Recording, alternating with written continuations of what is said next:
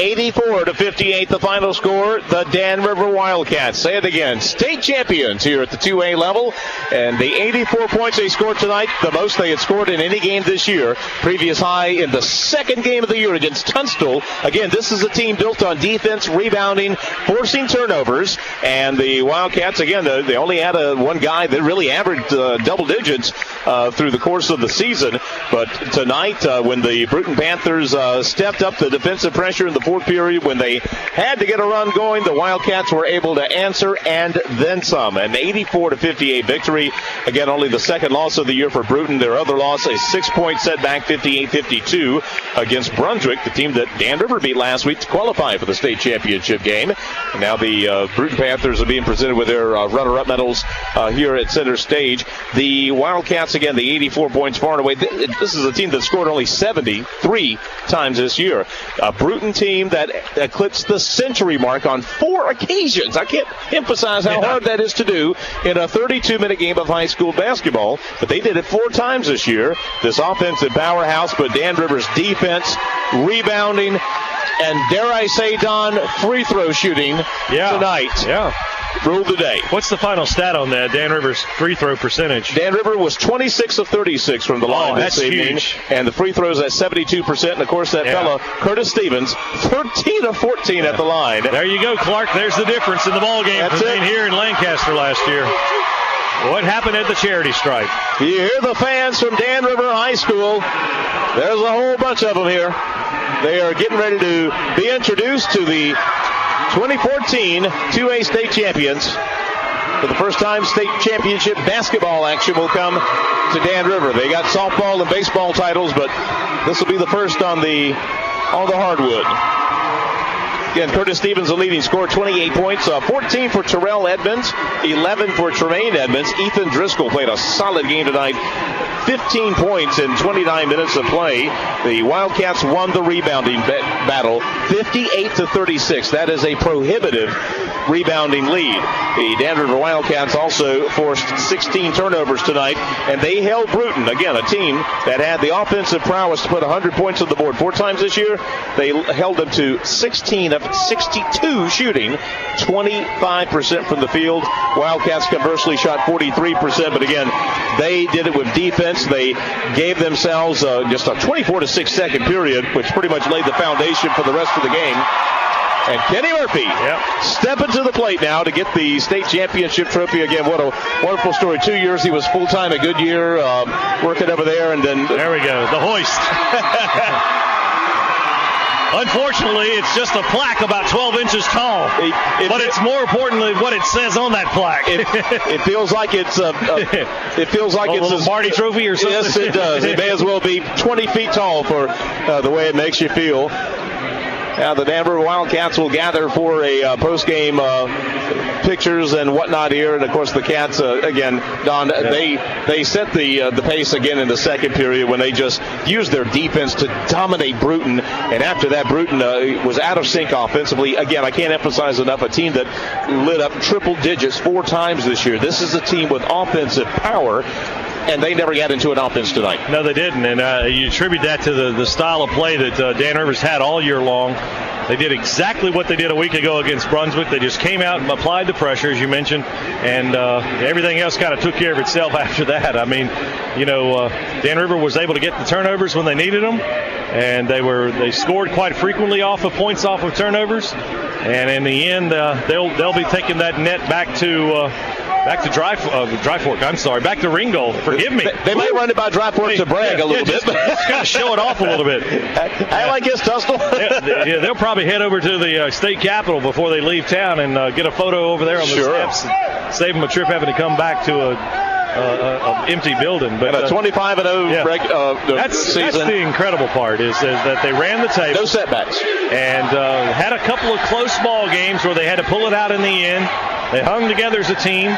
They lost one of the Edmonds boys early in the fourth quarter tonight, and they weathered that storm. Yeah. That's a major athlete that you don't have down there during crunch time. Now, granted, you got a double-digit lead to cushion you. But it swallowed to as little as 15 points, and then it ends up being a 26-point score differential in the basketball game, which, by the way, was the largest lead of the game. 7 of 28 three-pointers for Bruton. Again, kind of indicative of the way the game went. They were forced to throw up a lot of wild attempts. Again, Lonnie Swinton, 5 of 13 on his own.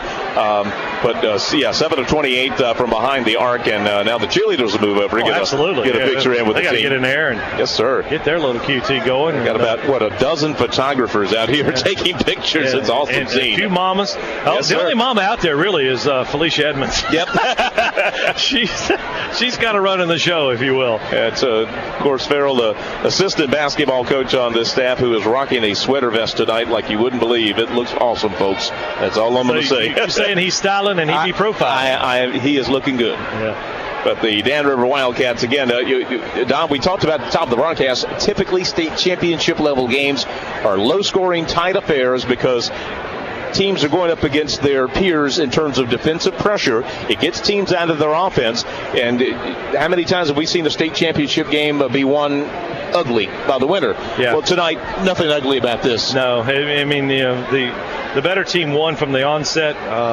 Bruton led by as many as 4 points early in the ball game. Dan River stayed with it. They had a little sloppy performance of shooting the basketball in the beginning of the ball game, but they weathered that storm, and then they came back and just really took command, and that was the end of it. And the second quarter, you mentioned, that was the turning point, Chuck. 26-6 was the difference in scoring. They threw down the gauntlet in the second quarter. And that 18 points were just too much for the other team to handle. And as it turns out, we are going to, like I said, see a state championship ride back down 360 tonight. And, folks, it wasn't even close. 83-58, the final score is. If I can't go get Kenny Murphy over here. Yeah, we're going to try to get Coach Murphy in for an interview. I'll go ahead and keep it here a couple more minutes and run a few more numbers by you. Again, we mentioned Curtis Stevens is 28 points, which is just a rocking good night for him. His season high, according to the stat sheet. And, of course, the big thing, again, 13 out of 14 free throws for Stevens.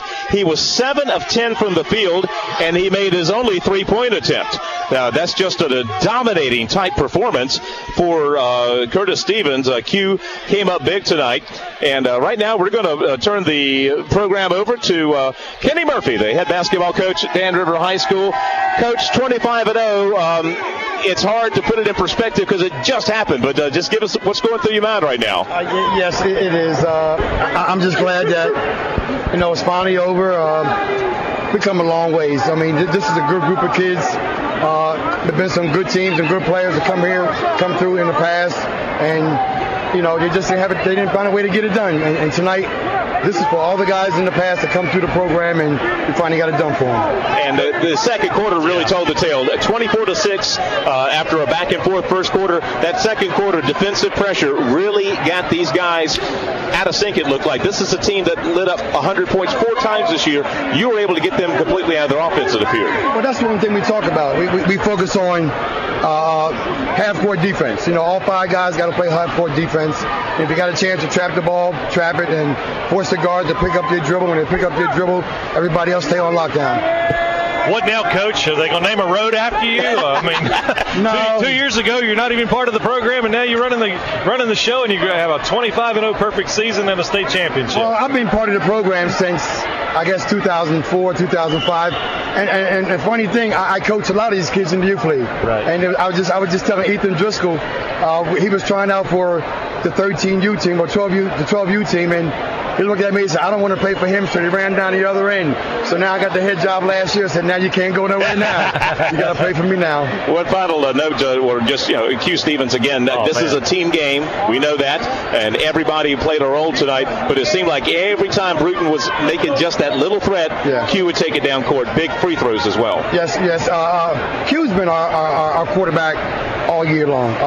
He was hurt last year, and he was that one kid that I really missed last year that could help get us over the hump. As you can see by his gameplay here, that would have helped us last year, get over this hump. But he's been huge. I mean, he's been huge. He's been playing second fiddle to a lot of guys on the football team, so he had an opportunity today to step up, and he did a real good job.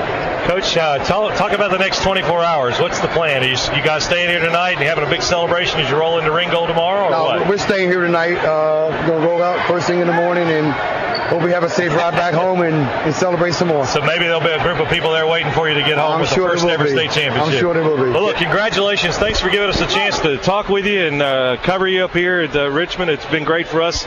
You did the community in Danville and the Pennsylvania County proud. Yes, and as a proud member of the Dan River class of 1985, well done. I just gave my age, didn't I? That's Coach Kenny Murphy, the head coach at Dan River.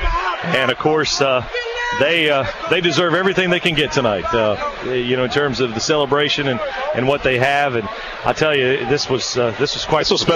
This was special. Folks, we'll come back in a minute and try to put a ribbon on all this. But how do you top perfection? 25-0 for the Dan River Wildcats in a state championship. We'll try. We'll bring it back in 1 minute.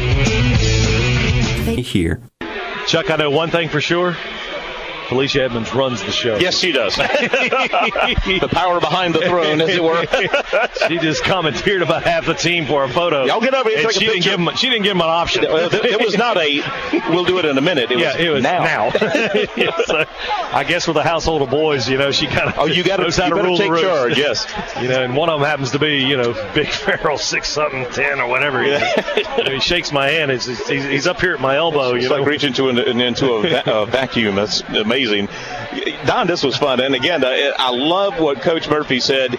This is for the guys that have come so close in recent years. And you have called the games the past couple of years heartbreaking losses where Dan River felt like they were the better team and they just could not get it, whether it was a free throw or corralling a key rebound. Very, very frustrating. But you get the feeling that a lot of the players that have gone on the past few years in particular were soaking this in just as much as anybody did. Oh, I agree. I mean, some of them were sitting right behind us through most of the game. And they laid the foundation, Chuck. And you're part of that, especially when you're a year or two removed from the program. And like you said, we've had we being the Dan River Wildcats, have had some teams that have just been, unified. And you go up and you have a bad game, or someone hits a three-pointer at the buzzer or something, just to rip your dreams apart. And then you come back with the dominating performance that you had this year. And other than those two games where they had to struggle to get through and get the wins, I mean, they were focused in the playoffs, and no team got close. In the last two games in particular were total whitewashes against teams down here in the 7-5-7. That are very good teams. That are very good teams. Excellent teams. Remember the team last week had only lost to this team. Actually, this team had only beaten that team. That's the only loss that they had, too. So, now they've been wiped twice on the schedule.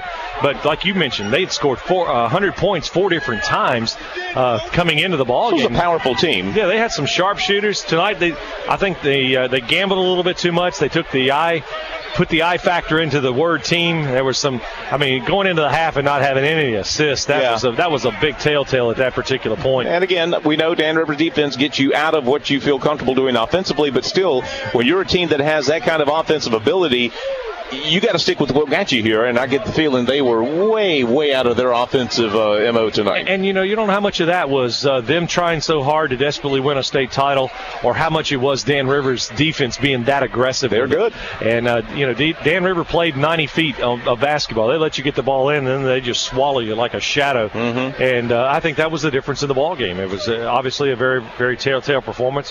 25-0 wins. You start next year with a 25-game winning streak. That'll work. You're the only team in the state that goes undefeated. Everybody else has got smaller numbers as far as winning streaks are concerned. And they beat a real good team here tonight, giving them their second loss of the year, 84-58. I've had a great time. Oh, this has been a blast. Just wish we could have picked it up sooner. You'd have enjoyed all the other games just as much as you enjoyed this one. But I especially enjoyed the rat race and what we had going tit for tat there for a while in the ping pong match. And I appreciate all the powers that be that gave us the opportunity to be here in the VHSL, for being as hospitable as they've been in our stay here in Richmond for the balance of the day today. So the 3-day state championship weekend ends with the only unbeaten of those champions, the Dan River Wildcats, doing it in style this evening, winning the 2A state championship. You've been listening to Dan River Wildcats basketball. And our coverage tonight of Dan River State Championship basketball. A big shout out to the sponsors who made our broadcast possible tonight. Blair Construction, URW Community Federal Credit Union, Abercrombie Oil Company, W.A. Wells III Nationwide Insurance, Stevens Auto Sales, Danville Pet Resort, and by Piedmont Credit Union. Folks, it was fun. A dominating performance, a perfect end to a perfect season. The Dan River Wildcats, 84-58. No contest tonight against the Bruton Panthers. For Don, I'm Chuck. We're going to be heading back to town this evening and get the feeling there's going to be some fun times tomorrow in Kentucky when these Wildcats return home. Yeah, they'll be there probably 11, 12 o'clock or so, so plan your parties. Yes, sir. We'll see you there, and folks, have a great rest of the weekend.